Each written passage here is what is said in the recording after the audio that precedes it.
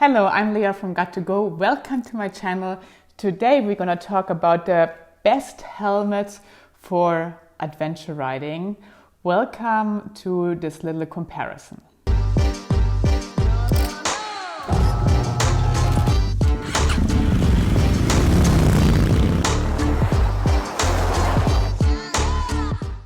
I have three helmets here that I want to compare. You know, there are so many comparisons about helmets and reviews that you can read, and often journalists get sent helmets or gear and they try it out for a few hours and then write their reviews. But I think especially helmets are very, very important to wear longer.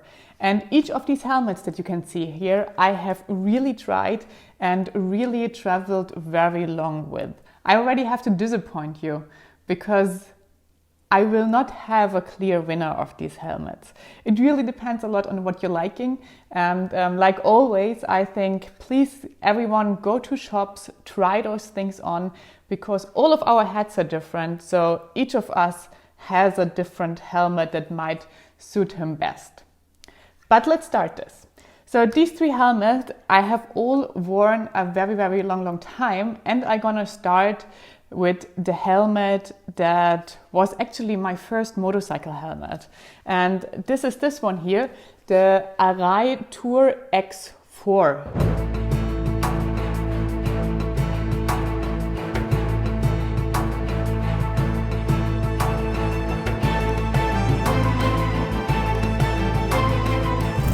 And I unfortunately couldn't find my own helmet anymore, but I got this one. This one has a bit a weird Ducati print. My own one was of course white, but couldn't find it anymore.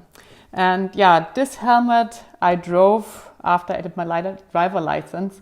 I drove all the way with this helmet from Munich to Istanbul, and that was my first overlanding journey.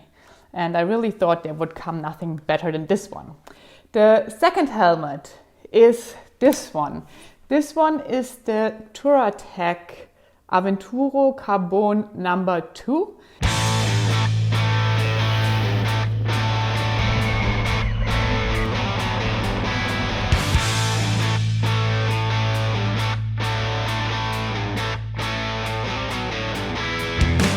It's the newer version of the Aventuro, and this is the helmet that I actually wore on my world trip and on my West Africa journey. Actually, the one that I wore on my world trip is this one here, and you can see there are a few little differences now, and but they're pretty much the same from weight and everything else. So I will talk about the newer version, since this is the one that you might end up buying. The third helmet that I'm gonna talk about is this one here. It's the Krios from Klim, the Krios Pro helmet.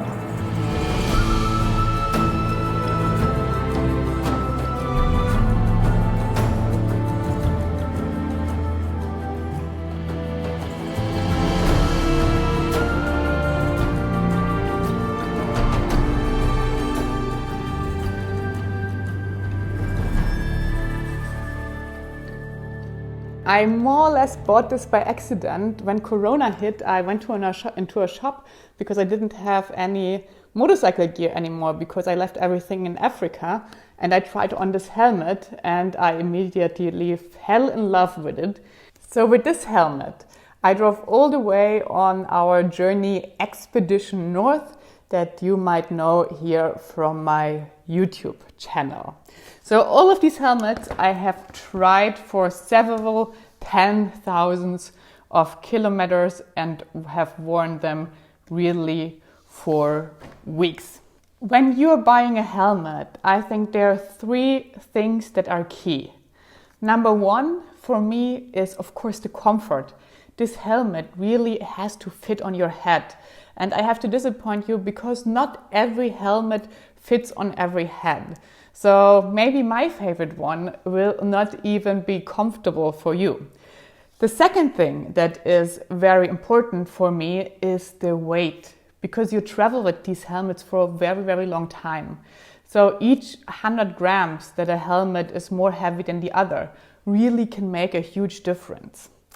And yeah, the third thing that in my opinion is very important is the ventilation, especially when riding in hot climate, because you really don't want to sweat under your helmet, and you don't want to get a heat stroke, and proper ventilation is really key.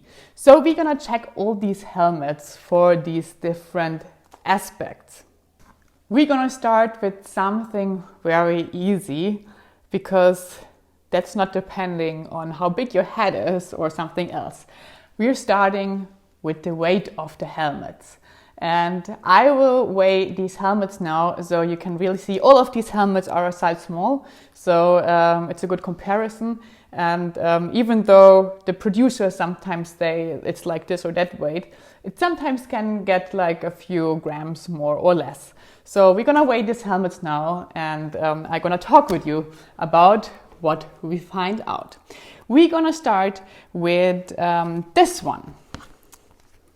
We're gonna start with the Klim Krios Pro, and I put it here on the scale, and it says 1,323 grams. So that is quite lightweight. In comparison, the Touratech Aventuro Carbon number 2, 1,545 grams. And the third one is the Arai helmet, which is 1,654. So that is quite a difference. And I have prepared something for you guys.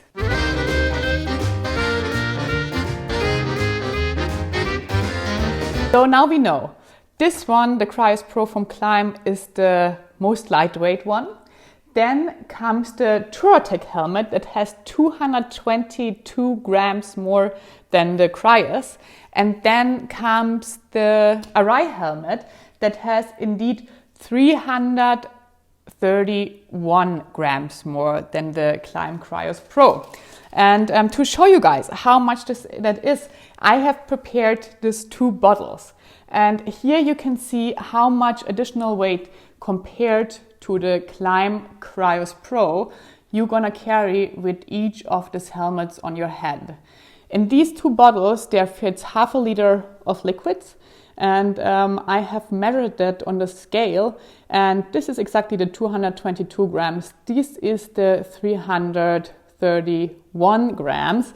And just imagine this weight that you carry more on your head.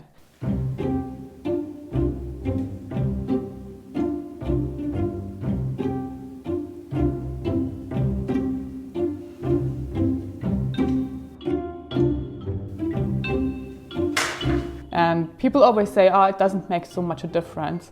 But just imagine you're carrying this each day for hours and hours. So in my opinion, this makes a huge difference. So clear winner in this one is the Klim Krios Pro, then the Touratech helmet, and then the Arai helmet. The next thing that we're gonna check these helmets for is the noise. For some people it's very important how loud or how silent their helmets are. And I have to tell you, all of these helmets are louder. You have more noise in your ears than if you have like one of these really close, tight sitting helmets. That's just because of their shape, because each of them has like this bottom part here, and there will always come more noise into here. And especially if you drive with an open visor, you as well have much more, of course, noise that can come here from every side. And after I have driven this helmet, my experience is the Arai helmet is the most quiet of these 3 helmets, and by far actually. Then comes the Touratech helmet, which is more quiet than the Klim Krios Pro helmet.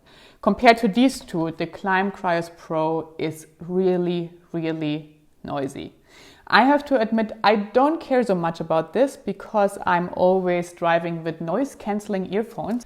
So these are my headphones. They are actually a mess. They are from a brand called Shure, and you put them in your ears like this, and they are actually not exactly made for motorcycling, but they are made for studio musicians.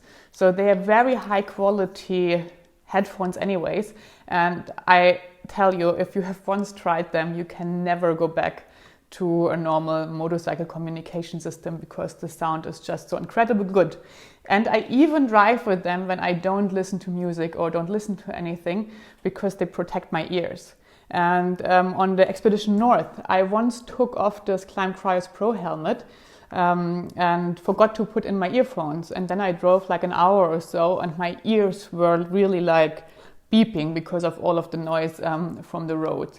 So I only could ride with this helmet when I had these noise cancelling earphones in to protect my ears. So that's something you should maybe talk about. But anyways, I can highly recommend to protect your ears with some noise cancelling earphones or even some medical ear protections that are made for measure because the sound of motorcycles can get so loud, especially in these more open helmets.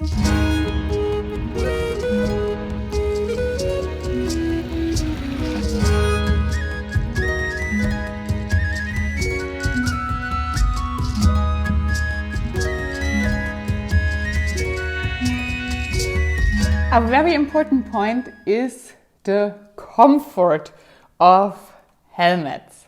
And this is of course super individual, but I'm gonna show you the inner part of these helmets so you can understand a little bit better. This here is the inner part of the Arai helmet. It's really very solid, it's very high quality. For me it feels like it's maybe the highest quality of all of the three helmets. Yeah, it's actually pretty comfortable. And here is the Touratech inlay that you can see here. And yeah, it's super comfortable too. You have like this leather-like fabrics here. It's all very good ventilated. So that's definitely as well a plus. But then comes the Climb Cryos Pro. And I tell you guys, when I tried on this helmet for the first time, I was really in a shock. It's so unbelievable comfortable. I really couldn't believe it because these ones here are super soft. They just, I don't know, you try it on and it's super nice on your cheeks. It doesn't feel too tight, it just feels perfect. The only minus that this helmet might have is I'm not so sure how this inner part will be after you wore it for like 100,000 kilometers. I have now probably worn this for, let's say, 20,000, I would say. And it still looks like new. So I think that is very good. But I could imagine, because it's so soft, that it might get too soft when it gets too old, but that I actually don't know yet. And I'm just estimating, and I'm very curious to try this out because I love this helmet. Another important part, as I already told you, is the ventilation of helmets. And all these helmets here are very different ventilated actually.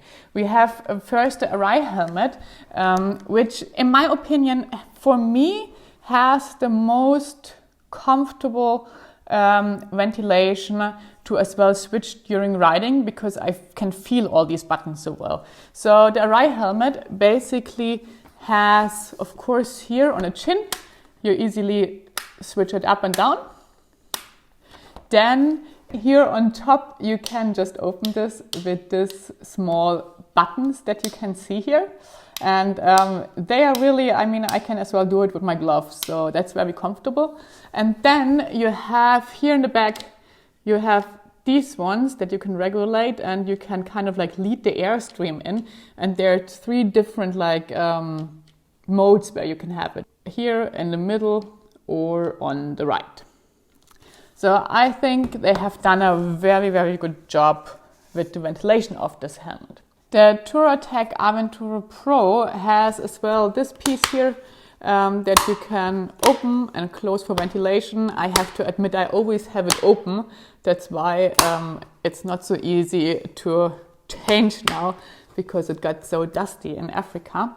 And the Aventura Pro as well has here on top, you can see those here, and those you can open and half open and close. So you can really regulate the air that's coming in from the front pretty good. And yes, then you have another one here that's pretty hard to see and pretty hard to reach to close the visor. And yeah, you can put this one here up and down. The Climb Cryos Pro doesn't have as many options as the other two helmets. You basically have this one here in front that you can open and close. You of course have the mouthpiece here that is easily put up and down here. And in addition, you have this ventilation that actually have all of those helmets. They have all these ventilation on the side. And then with the Cryos Pro, you have this back here that is open and ventilated, but you cannot adjust that. So this is always open. And that's as well the reason why the Climb Cryos Pro, if the temperatures get really low, it's for sure the coldest helmet, because you can't close some parts of the ventilation. And it as well, I think it's because of the construction of the helmet, it's just really getting much more cold than the two of them. In heat it's fantastic, but if you go somewhere where it's very cold, you might reconsider maybe taking one of these two helmets, because this one is really colder. And I only realized that on the Expedition North, when we were in North Norway, where I really had to put these masks under my helmet because my head, and that never happened with any of those helmets on all my trips, because really my head here on top got super cold and frozen. And so that was the only solution, to just put something on under to warm the head a little bit. So something that many people are keen of to know, I actually don't care so much, is the visor. I mostly drive with my visor open and only close it when it rains. All these visors have pin locks, and the special visor is the Climb Cryos Pro, because it comes with a transitioning visor. So you get a visor that is going kind of black when you're riding somewhere in the sun. So that can be very useful. I have to admit that sometimes it didn't transition fast enough for me. So when you have like abrupt changes, like going into a tunnel or getting out of a tunnel, that of course can bother you a bit. Plus, I have the feeling that sometimes, especially after rain, or if you have something on your visor, that there can be some weird reflections due to this transitioning. So I'm not so 100% sure if I really love it, but I as well mostly drive with glasses and an open visor. So it doesn't matter so much to me. What does make these adventure helmets different to normal helmets? That's basically two things. First, you have all this space here at your chin, so it's more breathable. The helmet is not so close to you. And second, these helmets all come with this sun shields on top. And that is indeed a very useful thing, because you can just see better when you have like somewhere sun above you, and you have this shields. And all of them have very different shields, and I want to talk about those too.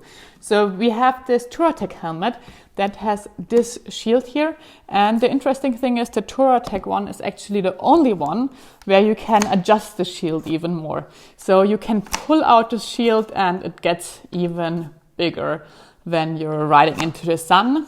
And we already have to say that the Touratech shield in general is bigger than for example, this one of the Climb helmet, or in my opinion, the shortest one is the one here of the Arai helmet. That's really a huge difference in size and how big they are. This one, for me, as well makes completely sense. You see here that this Arai shield, it's very hard and as well very heavy, while this one is a bit more lightweight. You can see with the Climb helmet that this is not as heavy and not as stable as the one from the Arai helmet, but Climb made a very, very smart thing. They cut these holes, and that, of course, is very good. One thing that is as well important is it easy to take off, or is it very hard to take off? And unfortunately, in this one, the Arai helmet is the loser, because you see here on the sides that you really have to kind of have like a little tool with you. And you might wonder, when do I even need this? When do I need to get rid of my sun shield? Why don't I leave it on my helmet forever? And I have to admit, I mostly ride with my sun shield, but there have been really a few times on all my journeys where I took the sun shield off, and that is when it's really, really windy. When I was in Patagonia and when I was in Australia, the wind was so unbelievable strong that I couldn't continue riding because it really turned my head and was super painful. So I was very happy that I could turn off the sun shield easily. So you see this here on the side with the Touratech helmet, it just says unlock. So you push it up and then it's up, and it's only a little bit of fiddling around though. But then you see it's off, and you can just take this off. And here's a lot of dirt and sand. But it's really an easy thing to do. And to compare it with the Climb helmet, here you just turn this, I think. I have actually never done this. It only took me a little bit because I've never done it before, but it's actually easy to do too. It's basically the same principle like the Touratech helmet. You have like this little thing here, and by turning you can get it off, and now it's on again. I think it's really a big advantage if you don't have to use extra tools and if you can just do it with your hands, because mostly when you want to take it off, it's very spontaneously.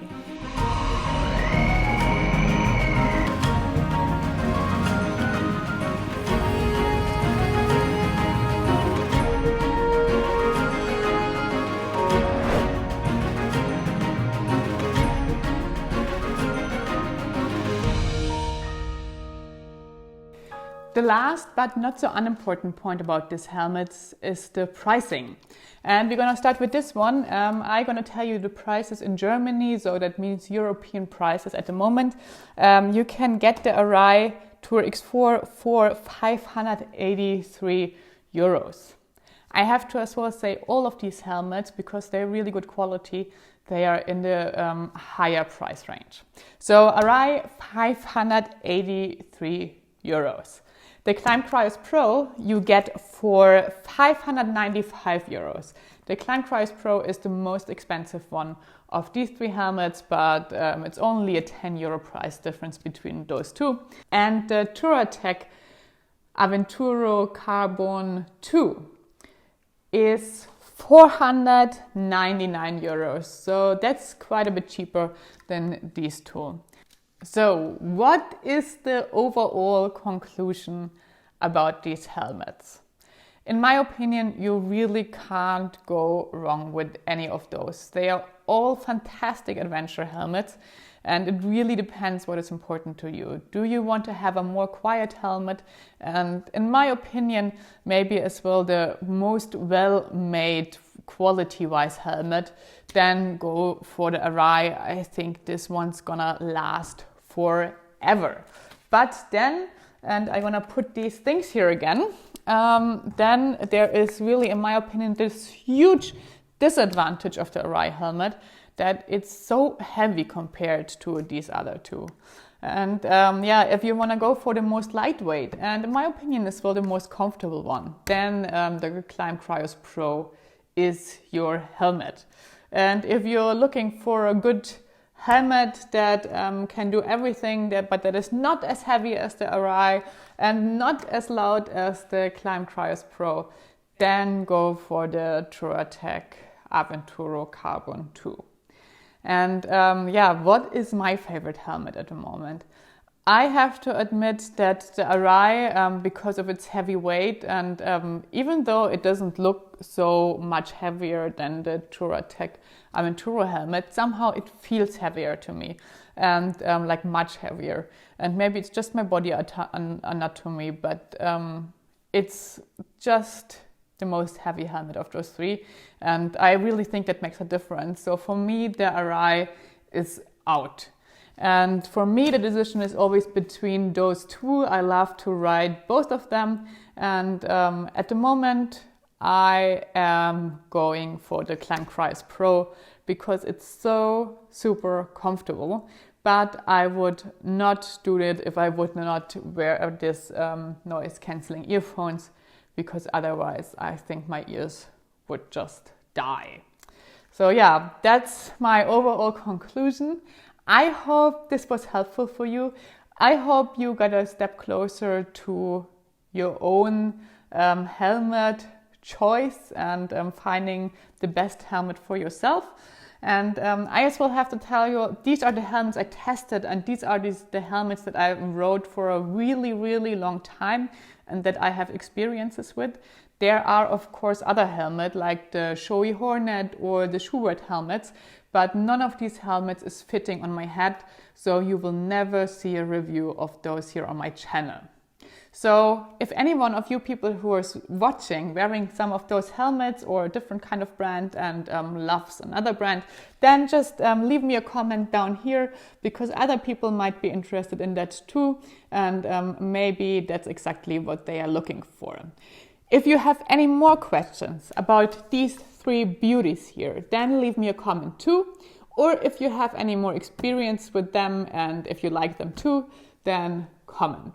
And I really hope to see you soon on the upcoming adventures. See you soon.